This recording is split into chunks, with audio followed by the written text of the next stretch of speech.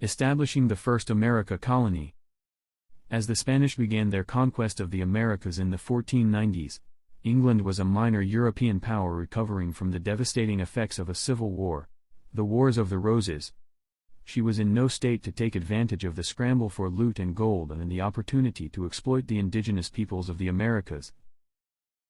Nearly 100 years later, in 1588, the lucky rout of the Spanish Armada, an attempt by King Philip II of Spain to invade England, sent political shockwaves around Europe. Fortunate though England was victorious, her victory was also a sign of growing English assertiveness on the seas that would enable them to finally take part in the quest for colonial empire. It is thus no coincidence that the English began their colonization of North America at exactly the same time. But they were already latecomers. They chose North America not because it was attractive, but because it was all that was available. The desirable parts of the Americas, where the indigenous population to exploit was plentiful and where the gold and silver mines were located, had already been occupied. The English got the leftovers. Shortly before the end of 1606, 3 vessels, Susan Constant, Godspeed, and Discovery, under the command of Captain Christopher Newport, set off for Virginia. The colonists, under the auspices of the Virginia Company, sailed into Chesapeake Bay and up a river they named the James, after the ruling English monarch, James I. On May 14, 1607, they founded the settlement of Jamestown. Though the settlers on board the ships owned by the Virginia Company were English, they had a model of colonization heavily influenced by the template set up by Cortés, Pizarro, and de Toledo. Their first plan was to capture the local chief and use him as a way to get provisions and to coerce the population into producing food and wealth for them. When they first landed in Jamestown, the English colonists did not know that they were within the territory claimed by the Powhatan Confederacy, a coalition of some 30 polities owing allegiance to a king called Wahunsunakak. Wahunsunakak's capital was at the town of Waraucomoco, a mere 20 miles from Jamestown. The plan of the colonists was to learn more about the lay of the land. If the locals could not be induced to provide food and labor, the colonists might at least be able to trade with them. The notion that the settlers themselves would work and grow their own food seems not to have crossed their minds. That is not what conquerors of the New World did. Wahunsunakak quickly became aware of the colonists' presence and viewed their intentions with great suspicion. He was in charge of what for North America was quite a large empire. But he had many enemies and lacked the overwhelming centralized political control of the Incas. Wahunsunakak decided to see what the intentions of the English were, initially sending messengers saying that he desired friendly relations with them. As the winter of 1607 closed in, the settlers in Jamestown began to run low on food, and the appointed leader of the colony's ruling council, Edward Murray Wingfield, dithered indecisively. The situation was rescued by Captain John Smith. Smith, whose writings provide one of our main sources of information about the early development of the colony, was a larger-than-life character. Born in England, in rural Lincolnshire, he disregarded his father's desires for him to go into business and instead became a soldier of fortune. He first fought with English armies in the Netherlands, after which he joined Austrian forces serving in Hungary fighting against the armies of the Ottoman Empire. Captured in Romania, he was sold as a slave and put to work as a field hand. He managed one day to overcome his master and, stealing his clothes and his horse, escape back into Austrian territory. Smith had got himself into trouble on the voyage to Virginia and was imprisoned on the Susan Constant for mutiny after defying the orders of Wingfield. When the ships reached the New World, the plan was to put him on trial. To the immense horror of Wingfield, Newport, and other elite colonists, however, when they opened their sealed orders, they discovered that the Virginia Company had nominated Smith to be a member of the ruling council that was to govern Jamestown. With Newport sailing back to England for supplies and more colonists, and Wingfield uncertain about what to do, it was Smith who saved the colony. He initiated a series of trading missions that secured vital food supplies. On one of these he was captured by Opachenkino, one of Wahunsunakak's younger brothers, and was brought before the king at Komoko. He was the first Englishman to meet Wahunsunakak, and it was at this initial meeting that according to some accounts Smith's life was saved only at the intervention of Wahunsunakak's young daughter Pocahontas. Freed on January 2, 1608, Smith returned to Jamestown, which was still perilously low on food, until the timely return of Newport from England later on the same day. The colonists of Jamestown learned little from this initial experience. As 1608 proceeded, they continued their quest for gold and precious metals. They still did not seem to understand that to survive, they could not rely on the locals to feed them through either coercion or trade. It was Smith who was the first to realize that the model of colonization that had worked so well for Cortés and Pizarro simply would not work in North America. The underlying circumstances were just too different.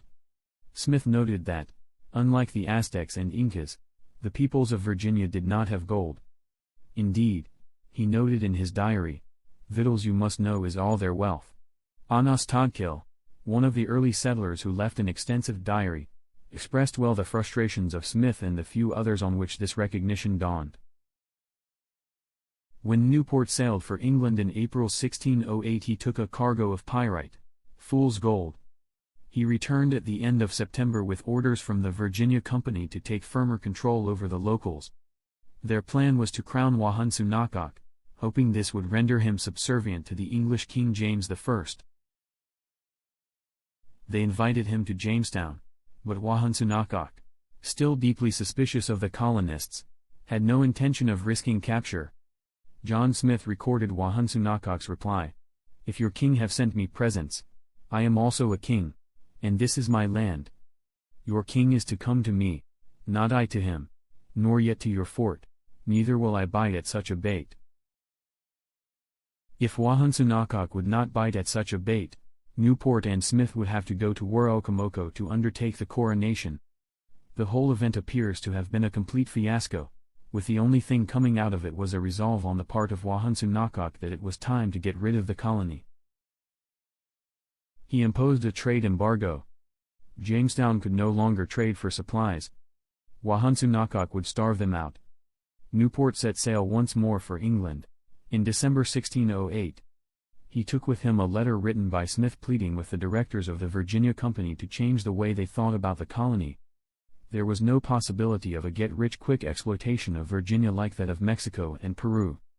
There were no gold or precious metals, and the indigenous people could not be forced to work or provide food. Smith realized that if there were going to be a viable colony, it was the colonists who would have to work. He therefore pleaded with the directors to send the right sort of people. "When you send again, I entreat you rather to send some 30 carpenters, husbandmen, gardeners, fishermen, blacksmiths, masons, and diggers up of trees' roots, well provided, than 1,000 of such as we have." Smith did not want any more useless goldsmiths. Once more Jamestown survived only because of his resourcefulness. He managed to cajole and bully local indigenous groups to trade with him, and when they wouldn't, he took what he could. Back in the settlement, Smith was completely in charge and imposed the rule that he that will not work shall not eat. Jamestown survived a second winter. The Virginia Company was intended to be a money-making enterprise, and after 2 disastrous years, there was no whiff of profit. The directors of the company decided that they needed a new model of governance, replacing the ruling council with a single governor. They need something new. The first man appointed to this position was Sir Thomas Gates. Heeding some aspects of Smith's warning, the company realized that they had to try something new.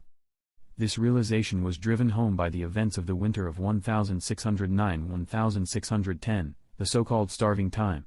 The new mode of governance left no room for Smith, who, disgruntled, returned to England in the autumn of 1609. Without his resourcefulness, and with Wahunsunakak throttling the food supply, the colonists in Jamestown perished. Of the 500 who entered the winter, only 60 were alive by March. The situation was so desperate that they resorted to cannibalism.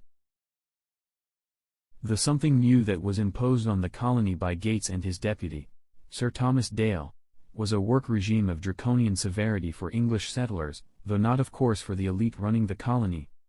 It was Dale who propagated the laws divine, moral and martial. This included the clauses no man or woman shall run away from the colony to the Indians, upon pain of death. Anyone who robs a garden, public or private, or a vineyard, or who steals ears of corn shall be punished with death. No member of the colony will sell or give any commodity of this country to a captain, mariner, master or sailor to transport out of the colony, for his own private uses, upon pain of death. Many laws were made with execution as the first resort of punishment, even though they were threatened with death if attempt to run away, but it seemed much of an attractive option to the settlers who had to do all the works, as this was not what they expect when they left England. It took the Virginia Company some time to recognize that its initial model of colonization did not work in Virginia, and it took a while, too, for the failure of the laws divine, moral and martial to sink in. Starting in 1618, a dramatically new strategy was adopted. Since it was possible to coerce neither the locals nor the settlers, the only alternative was to give the settlers incentives. In 1618 the company began the headright system, which gave each male settler 50 acres of land and 50 more acres for each member of his family and for all servants that a family could bring to Virginia. Settlers were given their houses and free from their contracts, and in 1619 a General Assembly was introduced that effectively gave all adult men a say in the laws and institutions governing the colony. It was the start of democracy in the United States.